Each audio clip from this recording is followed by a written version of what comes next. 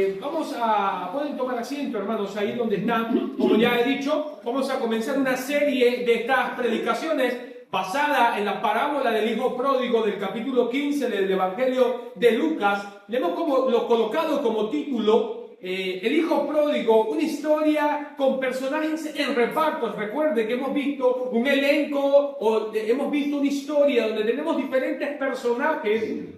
Y ahí está, he colocado como un segundo título de segundo orden, en su primer mensaje de esta serie hemos colocado como título familias pródigas, es decir, familias perdidas o familias derrochadoras. Y permíteme avanzar con mis notas introductorias.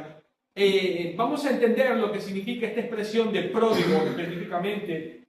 Un pródigo significa una persona que derrocha, alguien que gasta su dinero y recursos sin ningún tipo de medida alguna, sin preocuparse acerca del futuro. Una parábola, necesitamos comprender, para entrarnos a esta parábola, necesitamos comprender que una parábola es una historia, es una palabra. La palabra parábola es una palabra que viene del antiguo lenguaje griego que significa proyectar al lado, es decir, que cuando se lanzaba una parábola, cuando el Señor lanzaba una parábola, significaba proyectar al lado una parábola y básicamente comienza con un cuadro familiar de la vida cotidiana que a menudo tenemos. De manera que el Señor tomaba un ejemplo de lo que suele ocurrir en la vida y lo lanzaba junto a una enseñanza de carácter espiritual. Es un cuadro familiar de la vida. Este cuadro proyecta y se proyecta al lado de la situación en la que nos encontramos o podemos vernos de alguna manera, mis hermanos, reflejados. Vamos a ver que a medida que podemos mirar esta parábola, este es el aspecto introductorio, a medida que observamos, mis hermanos, esta parábola, este cuadro, y vamos mirando cada aspecto que podemos tener descrito, este se convierte de manera gradual, se va convirtiendo de forma gradual en un espejo en la que tú y yo podemos vernos reflejados, o podemos ver reflejado específicamente a nuestra familia en sus diferentes repartos, en sus diferentes personajes que vamos a tener a lo largo de esta serie de predicación en esta historia. Hay un principio fundamental que usted y yo necesitamos comprender, y es el siguiente: es que tanto tú y como yo somos parte, mis hermanos, tal vez de esta historia. De seguro muchos de los que estamos aquí en este auditorio, muchos de nosotros, hermanos, somos padres, somos hijos, somos madres de alguna manera. Así que cada uno de nosotros probablemente está dentro del reparto de esta historia. Una historia, por supuesto, que dramática por completo. Esta es una historia tan simple, mis hermanos, que un niño puede comprenderla, y a la vez es tan profunda que podemos sacar aún las aplicaciones más prácticas y más pertinentes que respecta específicamente a la familia. Podemos seguir aprendiendo y aprendiendo cada vez que vamos a esta parábola y sacar un precioso tesoro que nos puede ayudar a edificar, mis hermanos, nuestra familia. Y escúchame algo, más allá, para aquellos que nos ven también y que nos escuchan en un aspecto teológico, más allá de su carácter dispensacional y más allá de su carácter de aplicación primera o segunda con respecto a la nación de Israel, es una historia que indudablemente es una parábola que nos habla de familia. Es una parábola que nos habla de familia. Cada uno de nosotros está en algún lugar de esta historia, porque es una historia, claro que sí, de familia.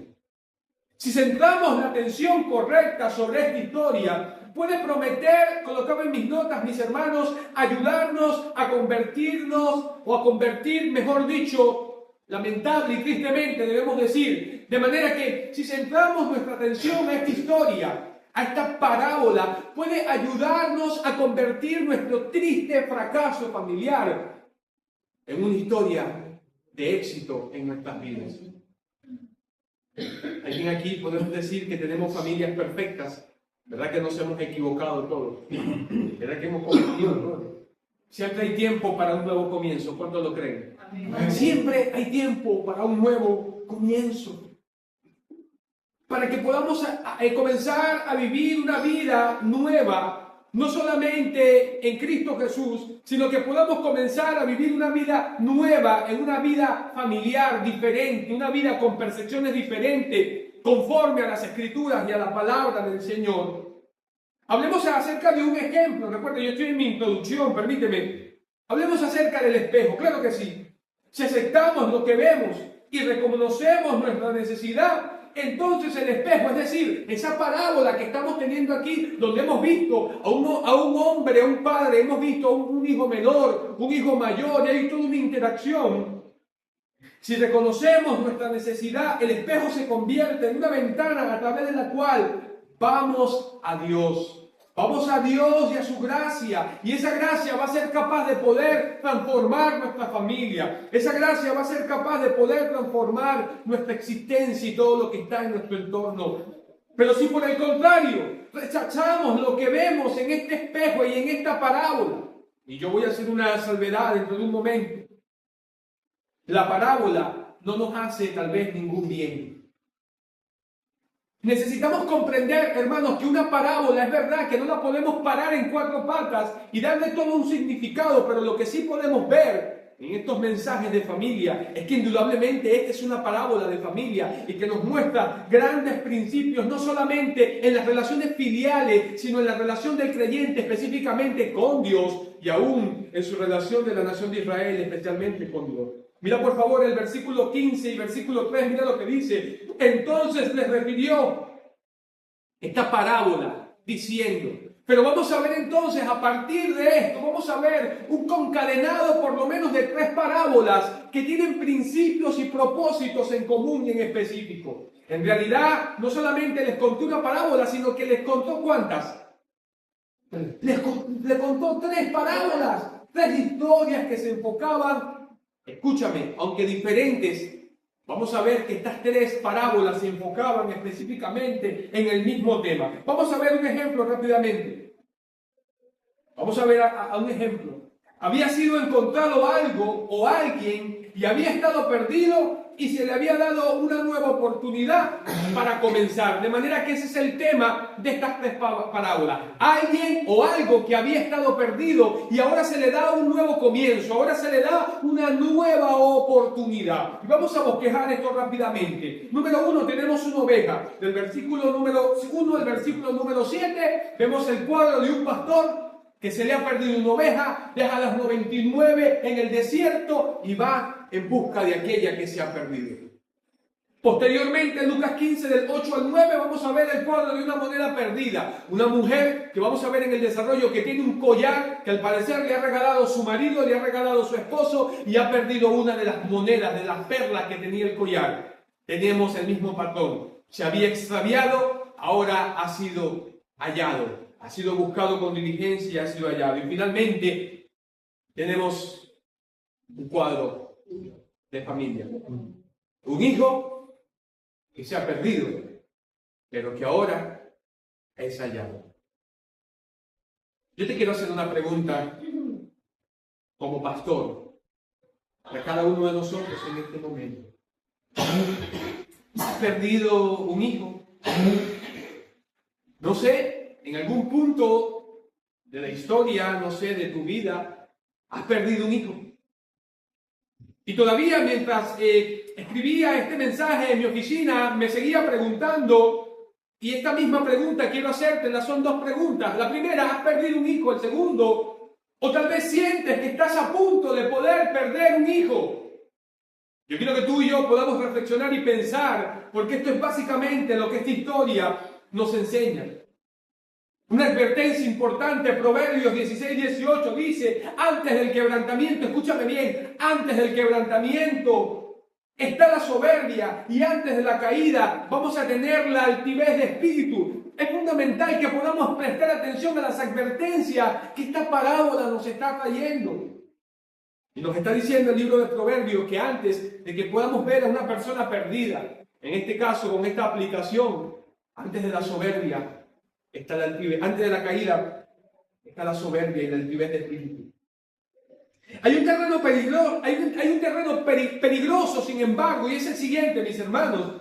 que cuando el éxito está tan ocupado en sí mismo, fácilmente puede llevar al fracaso. Date cuenta que uno de los temas recurrentes en esta parábola es personas que se han perdido, cosas que se han perdido, y de aquí se desprende para nosotros alguna de las aplicaciones, porque claro que sí, cuando el éxito está tan cerca, cuando el éxito está tan enfocado en sí mismo, puede llevar al fracaso. Este es el cuadro básicamente de lo que suele pasar en una familia que piensa que de alguna manera todo está bien, pero probablemente parece que hay éxito aparentemente, pero probablemente está muy cerca, especialmente del fracaso.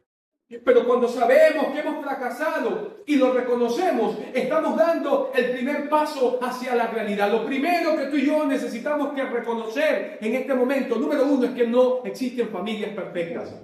Recuerda el título que le hemos colocado a este mensaje: familias pródigas, en este primer mensaje. Familias que necesitamos reconocer que tal vez nos hemos equivocado, mis hermanos. Nadie, es verdad, aprende, pastor, a ser un buen padre. ¿Quién aprende a ser un buen padre? No es a través de las experiencias. Nadie sabe cómo ser una madre, nadie sabe cómo ser un esposo, nadie sabe tal vez cómo ser una esposa, cómo ser un buen hijo. Son las experiencias lo que nos han provisto de esas lamentables situaciones y circunstancias en la vida. Hagamos una pausa para poder evaluar estas tres parábolas fundamentales. Comencemos con la oveja. Y debemos hacer una pregunta.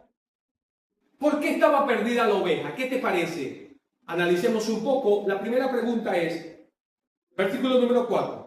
¿Qué hombre de vosotros teniendo 100 ovejas, y mira lo que dice el versículo 4, y se pierde una de ellas, no deja las 99 en el desierto y va tras la que se qué?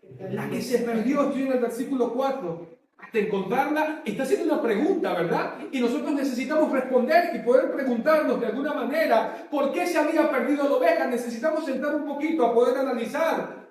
Bueno, porque es una naturaleza de este animal fundamentalmente. Las ovejas tienen una vista pobre y tienen incorporada, y no tienen, mejor dicho, incorporada una brújula que les guíe mientras ellas van caminando. Mientras van siendo guiadas especialmente al pasto, y por cuanto tienen una vista muy corta, es muy fácil que se pueda alejar del rebaño. Estamos hablando del contexto pastoril de las ovejas. De manera que las ovejas se pierden. ¿Saben por qué? ¿Saben por qué se pierden las ovejas? Respondiendo a la pregunta, las ovejas se pierden. Estamos en ese primer aspecto de estas tres parábolas. ¿Por qué se pierden las ovejas? Fundamentalmente vamos a tener entonces que las ovejas se pierden porque están literalmente distraídas. Y aquí tenemos una aplicación que se nos desprende de este pasaje. Y es una verdad. Estas ovejas entonces se pierden porque están distraídas, pero tenemos una aplicación, y es que muchas familias se pierden al igual que ella, porque las familias, lamentablemente, mis hermanos, estamos siendo distraídas por completo, cuando Dios no es lo importante, cuando Cristo Jesús no debe ser o no es lo que debe tener el centro fundamental de nuestra familia, el centro fundamental de nuestra vida. Qué triste y qué lamentable que los creyentes vivamos descarriados por completo. Aquí vamos a tener la aplicación directa. Isaías capítulo número 53 y versículo 6. Toma atención y mira lo que dice el texto bíblico. Todos nosotros nos descarriamos como ovejas. ¿Te recuerdas que hemos respondido la razón por la cual una oveja se pierde? Es por distraída. Dice Isaías 53:6, todos nosotros nos descarriamos como ovejas, cada cual se apartó por su camino, mas Jehová cargó en él el pecado de todos nosotros. Pero lo que quisiéramos rescatar de este pasaje es lo siguiente: todos nosotros, dice, nos descarriamos como ovejas distraídas por completo. Es un animal que se entiende que aún es un animal torpe, hermanos. Es un animal que es una presa fácil. El depredador no tiene que luchar mucho con la oveja, va a devorarla, va a comerla por completo.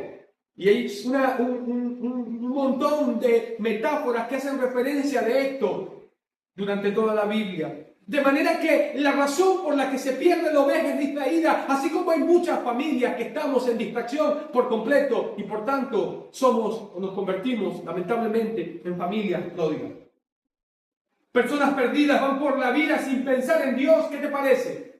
Familias enteras que se hacen llamar creyentes van por la vida entera donde Dios no está en la ecuación. Escúchame, Dios no tiene un lugar en esa familia, lamentablemente. No hay un momento de lectura bíblica familiar, no hay un momento de enseñanza práctica con los hijos, no hay un momento en ese hogar donde se abra la palabra de Dios, sino hasta el próximo domingo y si acaso si llevamos Biblia a la iglesia. Qué cuadro tan lamentable, qué familias tan pródigas podemos tener en el tiempo en el que estamos viviendo. Cada familia va distraída, sin Dios en su propio destino y viven perdidos en medio del fracaso. Y la razón es porque Jehová, como el Salmo 23 tal vez, no es su pastor. La oveja se perdió por distraída. Permíteme avanzar rápidamente. La moneda.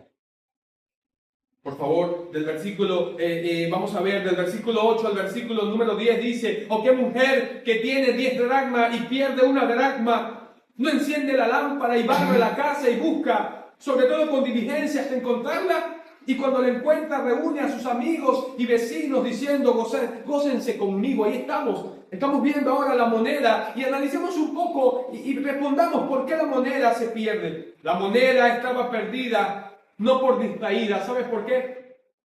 ¿Qué sucede cuando las niñas y las mujeres, qué es lo que más votan los niños y las mujeres? Dígamelo usted. Ahí está. Votan el zarcillo. La moneda estaba perdida por descuido, no por distraída, sino ¿por qué? Por descuido. La dracma era una moneda rara de plata que valía lo suficiente como para comprar una oveja. ¿Qué te parece? Tal vez la moneda era parte del collar de matrimonio de la mujer. De seguro la mujer quería no quería echar a perder su valioso collar de piezas de joyería. Sin embargo, vamos a mirar que esta mujer, dice el versículo, que buscó esa moneda, ¿cómo? Dice que la buscó de una manera diligente, así como el pastor dejó las 99 en el desierto y fue por una ovejita, así la mujer dice que la buscó con mucha ¿qué? Con mucha diligencia. Pero el punto que quisiéramos resaltar es que la razón por la que se perdió la moneda no fue por distraída. ¿Fue por qué? Fue por descuido. Y aquí tenemos una aplicación. Más de un hijo o hija se han perdido por descuido de parte de los padres, por tal vez descuido de parte de los familiares. Aquí quisiéramos centrar nuestra atención. Porque necesitamos comprender, padres, que estamos aquí, que necesitamos tener responsabilidades para con nuestros hijos, que necesitamos ser responsables y tener el cuidado que deberíamos tener con nuestra familia. Hombres, necesitamos tener cuidado con nuestra familia. Esta moneda se había perdido porque se había descuidado esta mujer. ¿Y cuántos de nosotros descuidamos por lo general nuestra familia? Aun cuando sabemos lo importante y lo que va a poder alimentar espiritualmente a nuestra familia y a nuestros hogares, muchas veces eso es lo que menos le damos énfasis y es lo que menos le damos importancia en la vida. Qué triste y qué lamentable que hoy muchos padres están, vaya la redundancia, lamentando hoy porque dicen ellos están diciendo: pastor, qué triste y qué lamentable porque cuando pude haber influenciado sobre mis hijos, enseñarles la palabra de Dios, enseñarles qué se refiere a Dios en la iglesia, buscar al Señor, tal vez nunca establecieron esos principios en sus hogares y hoy están sufriendo lamentablemente las consecuencias. Qué triste, pastor, y qué lamentable. Yo hubiese buscado a Dios, pero escúchame, ya es tarde, ya no puedes recuperar tu matrimonio. No hay nada que puedas hacer para recuperar tu matrimonio. Ha habido tal vez descuido. Y tú y yo necesitamos reconocer esta gran verdad. Finalmente, el hijo pródigo, el famoso hijo pródigo, él no estaba perdido. Él no estaba así perdido por distraído. Él, escúchame, simplemente pecó abierta y deliberadamente contra Dios. Él no estaba perdido, él no estaba extraviado. Vamos a ver más adelante ciertamente, él pecó con los ojos bien abiertos. Ahí en el versículo 2, que también lo vamos a profundizar la semana que viene, versículo 12, y también dijo, un hombre tenía 2 hijos. El menor de ellos, versículo 12, dijo a su padre, Padre, dame la parte de los bienes que me corresponde, y le repartió, que dice, los bienes. Este muchacho es un muchacho que está pecando de forma deliberal, con los ojos bien abiertos. Él está consciente de que él va rumbo por completo a la perdición. Tampoco vemos a su padre, que lo había amado muchísimo, que lo había descuidado, o que simplemente estaba un padre obstinado. Este muchacho, de manera liberal, él solo se está perdiendo. Qué tristeza es ver lamentablemente a jóvenes, aún dentro, mis hermanos, de nuestra iglesia, con obstinación en sus corazones. Y qué tristeza es ver aún a creyentes en la casa de Dios, aún en la iglesia, pero lamentablemente están como la oveja. Qué lamentable, están perdidos o están como la moneda. ¿Sabes cómo, no? ¿Cómo? Distraídos por completo. Distraídos por completo. Este joven tenía una agenda oculta y estaba decidido a seguir esa agenda, y eso lo vamos a ver la semana que viene. No solamente los aspectos de este joven, él quería salir libre, pero no sabía lo que significaba. Esto también lo vamos a ver con profundidad la semana pasada, lo que significaba la verdadera libertad. Me gusta mucho Juan 5, 39 al 40, porque dice, escudriñad las escrituras, porque a vosotros os parece que en ellas tenéis vida eterna. Ellas son las que dan, dice el Señor Jesucristo, testimonio de mí. Y mira lo que dice este versículo, y no queréis venir a mí para que tengáis vida. De manera, escúchame y no te pierdas la aplicación práctica. Este joven, este muchacho, el hijo menor, pecó con los ojos bien abiertos. La razón por la que se quiso alejar de Dios fue de forma voluntaria. Él de manera voluntaria dijo, simplemente me iré a una provincia apartada, y como su hermano lo dijo en versículos más adelante, voy a derrochar tal vez mi dinero. Esto no es una agenda, esto no era algo que surgió de la noche a la mañana. Este muchacho tenía una agenda oculta. Y luego el Señor Jesucristo a los judíos les dice de la siguiente manera, ¿saben algo? La razón por la que ustedes no quieren venir es un acto puro y real de su voluntad. No quieren venir a mí para que yo les dé vida. De manera que este muchacho no podría condenar o decir, yo me perdí porque lamentablemente no tuve un padre. Yo me perdí porque no tuve una madre. No, simplemente, voluntariamente, él se quiso desviar y pecar con sus ojos bien abiertos. Esto es lo que llamamos el pecado de obstinación. ¿Sabes cuál es el pecado de obstinación y de rebelión? Es ese pecado que de manera deliberal y de manera abierta simplemente nos rebelamos contra la voluntad de Dios y nos rebelamos contra la voluntad del Señor abierta y literalmente. Hermano, lamentablemente esta es la historia del ser humano que se rebela contra Dios libre y voluntariamente. Yo te hago una pregunta, ¿cuán cerca estás tú de Dios? Tú que nos visitas o que estás acá, ¿cuán cerca estás de Dios? ¿Cuán cerca estamos de Dios? Jesús dice, refiriéndose a una manera activa gramaticalmente, dice, ustedes no quieren venir a mí para que tengan vida. Pero ¿cuánto tiempo hemos pagado lejos de Dios, lejos del Señor? Y podríamos preguntar, ¿por qué preocuparnos, bueno, por una oveja o por una moneda entre 10? ¿Por qué preocuparnos por una oveja entre 100 y por una moneda específicamente entre 10? No es un asunto de porcentaje, pero sí de valores. Porque para Dios, escúchame bien, cada alma vale, es individual y es preciosa. ¿No lo crees conmigo? Cada alma tiene un valor. Si para un pastor pudo tener un valor que tenía 100 ovejas y dejó las 99 en el desierto, los chacales se la podían haber comido y fue a buscar a esa única oveja. Si esa mujer pudo buscar un algo, una cosa, una moneda, y la pudo buscar con diligencia, el énfasis espiritual. Y aquí llegamos al clima de la enseñanza espiritual. Versículo 7. Os digo que así habrá más gozo en el cielo por un pecador que se arrepiente, que por supuesto 99 justos que no necesitan de arrepentimiento. ¿Sí me entiendes lo que estamos tratando de expresar? De manera que ese hijo, esa hija, ese padre, esa madre, ese esposo, esa esposa, esa persona que tienes a tu lado, escúchame, tiene un valor para Dios. Hoy tal vez nos encontramos aquí y tenemos familias perdidas. Dios quiere que tú y yo podamos entender que ese esposo, que esa esposa que no tiene a Cristo Jesús, que ese hijo, que esa hija que no tiene a Cristo Jesús, los que nos escuchan y nos van a ver por ese video, escúchame, tienen un valor importante para el Dios del cielo.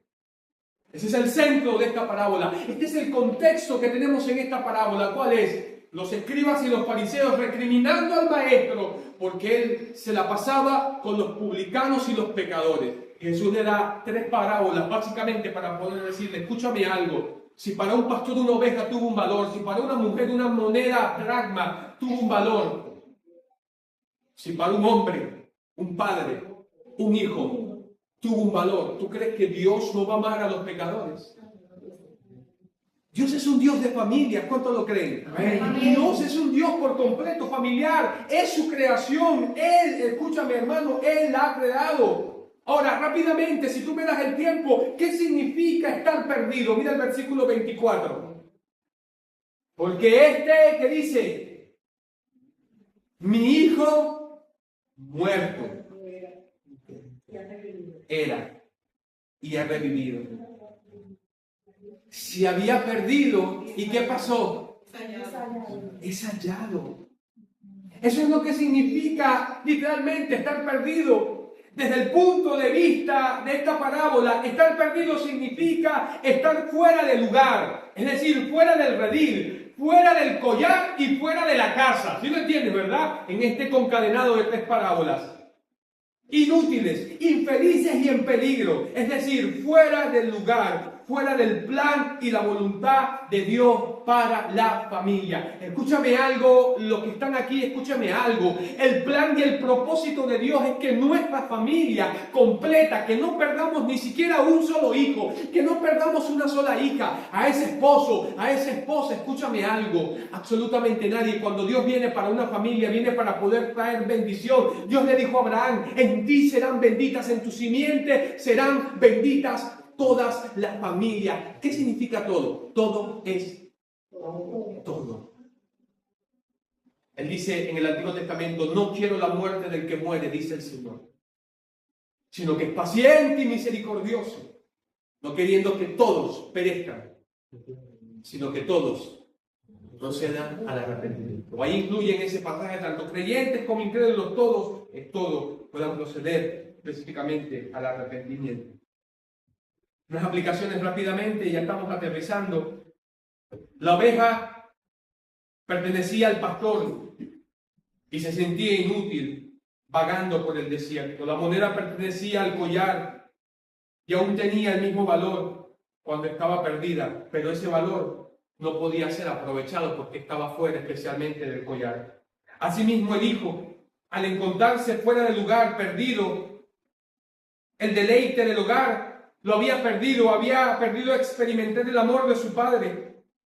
Me gusta mucho lo que dice la Escritura en el Salmo 128, porque Dios no nos creó para estar fuera, mis hermanos, del lugar. Dios no nos creó para estar perdidos. Dios no nos creó para que vivamos vagando. Escúchame, Dios nos creó para que el hogar sea un hogar de satisfacción, no una situación peligrosa.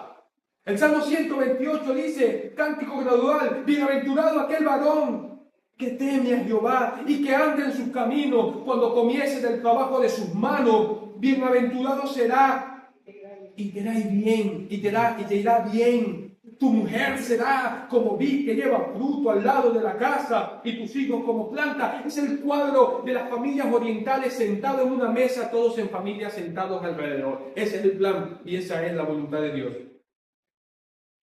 Finalmente, ¿qué significa estar hallado. ¿Te recuerdas que estas parábolas tienen cosas en común? Tanto la oveja como la moneda y el muchacho estaban como perdidos. ¿Te recuerdas, verdad? Pero también tienen un aspecto en común. Es que fueron hallados. Fueron hallados. Hallado significa regresar al lugar de seguridad, de manera que la familia se convierte en un hogar de seguridad, servicio y deleite en la familia y en el propósito y la voluntad de Dios, haciendo y siendo lo que Dios ha ordenado para nuestras vidas. Debe causarnos un dolor profundo cuando no tenemos a un hijo en los pies del Señor. Debe causarnos un dolor profundo cuando no tenemos una esposa o un esposo que sirven a Dios. Yo tengo una pregunta, ¿eso no te causa dolor? ¿No te causa preocupación el hecho de que tus hijos, de que tu familia no esté en Cristo Jesús? Familias pródigas. Esas familias, tal vez tu familia o mi familia, necesitan ser halladas. ¿Y cuál es la razón? Porque tal vez están perdidas. Eso significa también que ya no estamos en peligro cuando regresamos, cuando somos hallados. En vez de desperdiciar nuestra familia, porque escúchame, cuando estamos sin Dios estamos por completo perdidos. ¿Y sabes qué es lo que ocurre cuando Dios no está en una familia? Derrochamos nuestros recursos, derrochamos el tiempo, derrochamos la juventud, derrochamos absolutamente todo. ¿Y sabes cuál es la razón? Porque cuando Dios no está en un hogar, todo se desperdicia por completo. Todo se desperdicia por completo. Sin embargo, ¿qué significa finalmente ser hallado? Hay regocijo. Mira al final del versículo 24, ya lo veíamos ya, en la última cláusula del versículo 24 dice, se había perdido y ha sido hallado. Y mira lo que dice al final, y comenzaron ¿a qué? A regocijarse. Versículo número 32, mas era necesario, ¿qué dice? Hacer fiesta y ¿qué? Y regocijarnos, porque este tu hermano era muerto y que dice, y ha revivido. Versículo 9, 15, 9, mira lo que dice. Factores en común, ¿qué significa ser hallado? Hay regocijo, hay deleite. Versículo 9, y cuando la encuentra, reúne a sus amigos y vecinas diciendo, gozad, ¿qué dice?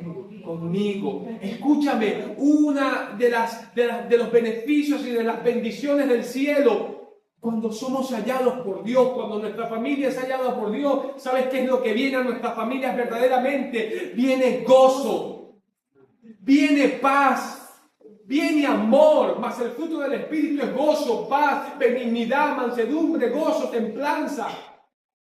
Entonces la potencia de la manifestación del Espíritu de Dios en nuestras vidas y en nuestras familias que Dios quiere darnos.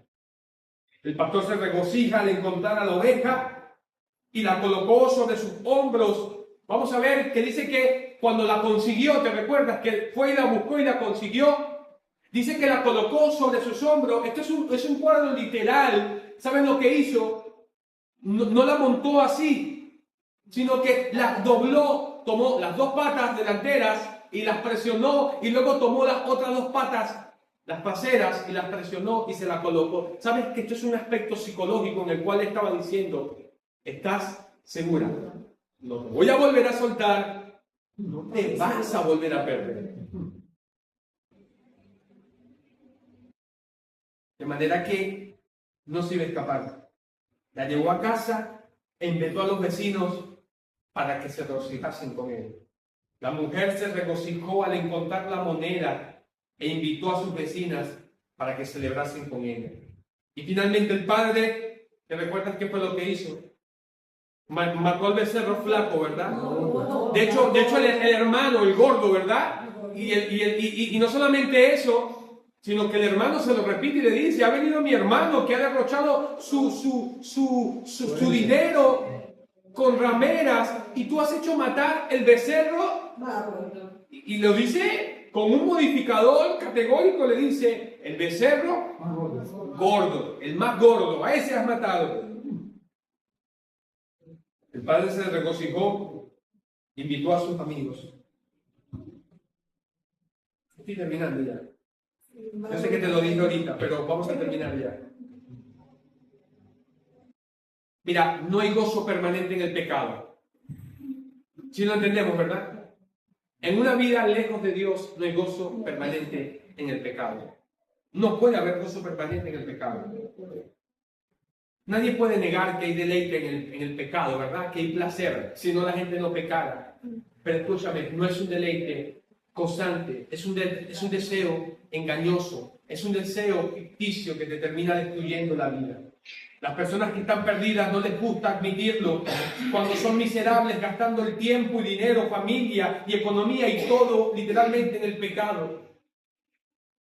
Dice la Biblia acerca de Moisés, dice que él escogió antes de ser maltratado con el pueblo de Dios que gozar de los deleites temporales del pecado. Normalmente la felicidad, escúchame, normalmente la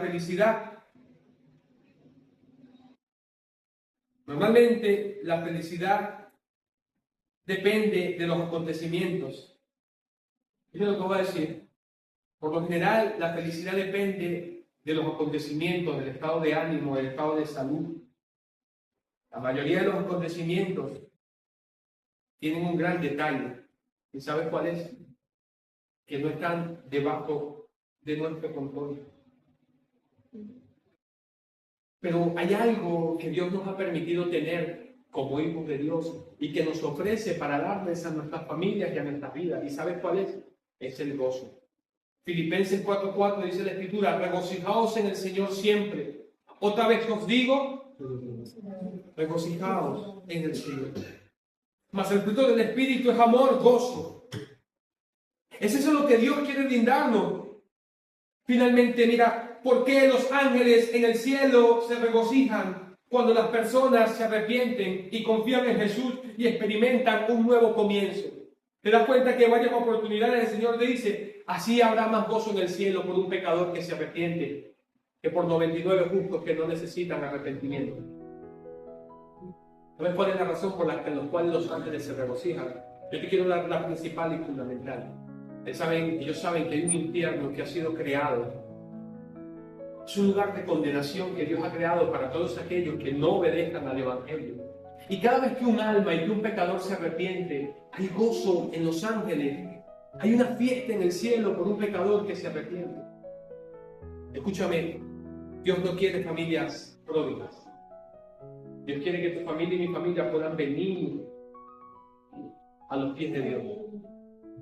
¿Es tu familia una familia por completa de Dios? O tal vez es una familia pródiga. Vamos, seamos sinceros con Dios en este momento. Tus hijos, mis hijos, tu esposo, tu esposa, yo no lo sé. Tus hermanos, tus hermanas, todo lo que tu círculo familiar están perdidos tal vez. Dios quiere hallarlos. Y quiere hallarles para darle vida y vida en abundancia. Recuerda, esto es una historia en reparto. Tú y yo estamos dentro de esta historia. ¿Quiénes somos? Somos el hijo, tal vez. Somos el padre. Somos el hermano mayor. Yo no lo sé. Quiero invitarte a que podamos orar. Con los ojos cerrados y la cabeza inclinada, todos ahí orando. Vamos a hablar con Dios en este momento. Habla con Dios. Vamos a dejarlo.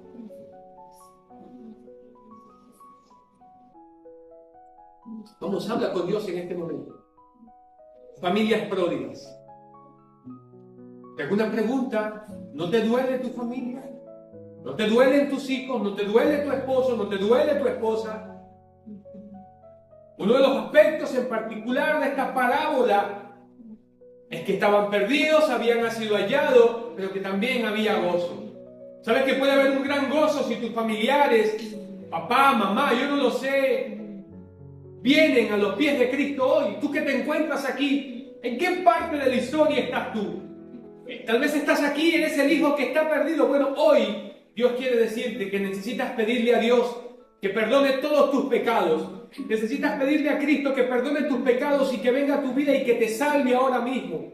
Vamos, nadie está mirando con los ojos cerrados y la cabeza inclinada. ¿Será que hay una persona aquí que dice: pastor, yo creo que he vivido lejos de Dios? Bueno, este es un buen momento para que puedas tomar una decisión por Cristo. Y le digas: Señor, Me levantaré, como dijo este muchacho, iré a la casa de mi padre, me levantaré e iré y voy a decirle, Padre, he pecado contra el cielo y he pecado contra ti. Bueno, este es el momento, tal vez formas parte, te pareces tal vez a este muchacho, al hijo menor. Bueno, vamos, toma una decisión por Dios, no te vayas de este lugar sin pedirle a Cristo que venga a tu vida y que te salve. ¿Será que hay alguien que dice, pastor, ore por mí? Quiero pedirle a Cristo que venga a mi vida, que perdone mis pecados y que me salve. ¿Alguien así? Yo quiero orar por ti. Una persona que dice, pastor, ore por mí. Quiero pedirle a Cristo Jesús que me perdone, que venga a mi vida y que me salve. Muy bien, querido hermano y querida hermana que estás aquí, escúchame algo. Dios ha puesto a tu familia a tu lado. Tu esposo, tus hijos no son un accidente, escúchame, forman parte de un propósito maravilloso de Dios. Necesitas orar por ellos, necesitas comenzar a colocar a Dios en primer lugar. Escúchame, para que entonces esa familia pródiga pueda ser hallada por Dios. Yo tengo un desafío para ti.